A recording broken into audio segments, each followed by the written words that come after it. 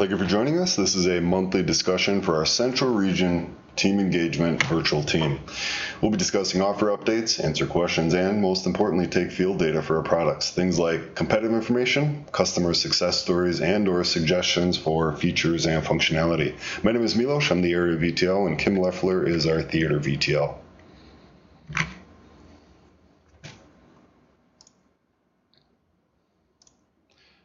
So I broke down our conversation today into 4 pieces. I want to talk a little bit about GRIP, give you an update on business process workflows with the product we call internally Breeze, a little update on team engagement, and also infrastructure. So no big presentation today, just a handful of updates. So every month I bring up GRIP because it's an important part of our business. We need to hear what our customers are saying, and our partners, of course. Things that are coming up in conversations or RFPs, or maybe during some design work you're doing as well. GRIP is really the best forum for this, and products can only get better if we know what's happening in the field. So please don't be shy. So some of you may have seen the updated PowerPoint that Derny and team put together. It's about 100 or so slides put really in a template format so that when you're talking to customers or working on a business issue that they have that you think you might be able to solve with Breeze, you can always dip into this PowerPoint and pull out some material to help you justify the Breeze. And also, if you remember last month, we talked a little bit about the demo site, dtsc.solutions. It's actively being updated. So those of you that have offered some suggestions around enhancements for the site, we appreciate it. It's still open, so if you have any other suggestions about how the site works or maybe some of the workflows that are built in, please don't hold back. We'd love to hear from you. And we're still actively working on the changes and the additions that have been provided so far. Now on the team engagement front, last month, right when we were talking, the latest version of Equinox came GA. So that was about 30 days ago. We had a long list of bug fixes. For those of you that have Plantronic headsets, you notice that sometimes you get double muted. The latest release of Equinox takes care of that. You mute your Plantronics headset, it'll mute the client as well, and vice versa. There are also some issues around audio paths, transferring, and also a network indicator. I think Schwabi brought this up a few weeks back on a team call. When you mute your video, it shows that you have a network connectivity of 1 bar. That's been adjusted in the latest release of the client.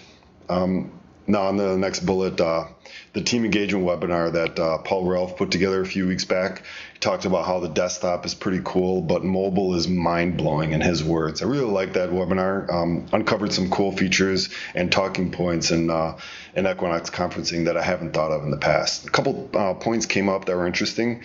From a competitive standpoint, our applications work just like our competitors do. In the case of decoding multiple video streams, almost all of our competitors do that in the data center, something we call switching. Avaya can do it in the data center with switched video, but it can also do it on the client side. And that comes in handy if you have really big conferences. If you got a lot of smart endpoints out there, the newest iPhone, a powerful PC, there's no reason not to do the video encoding on the endpoint. And that results in a lot less hardware required in the data center. Big competitive advantage for us.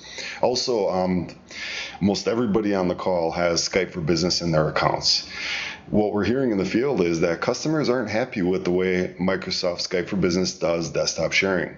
So what we've seen in a couple customers already is that Avaya is being proposed as the desktop sharing tool while they keep the Skype for Business audio. And as you can imagine, that opens doors to other things in the future.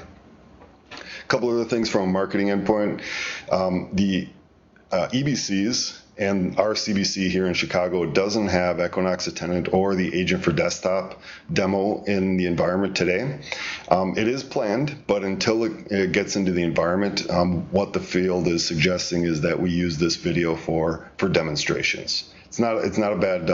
There's a couple tools that are come in handy, so feel free to take a peek. And also, there's a really nice marketing video that came around the desktop experience. Touches on some of the endpoints that we have around Scopia and also the new CU360. Really nice, well put together 2-minute video. And the last update from my standpoint is on the infrastructure side.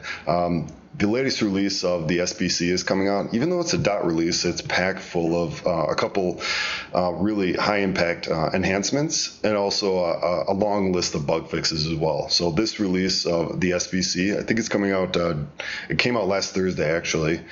It'll support WebRTC tunneling and also do some audio quality monitoring. From the J100 perspective, it's a SIP endpoint that came out a couple months ago, and as of recently now also supports H.323. And a couple points here around tools that we have available.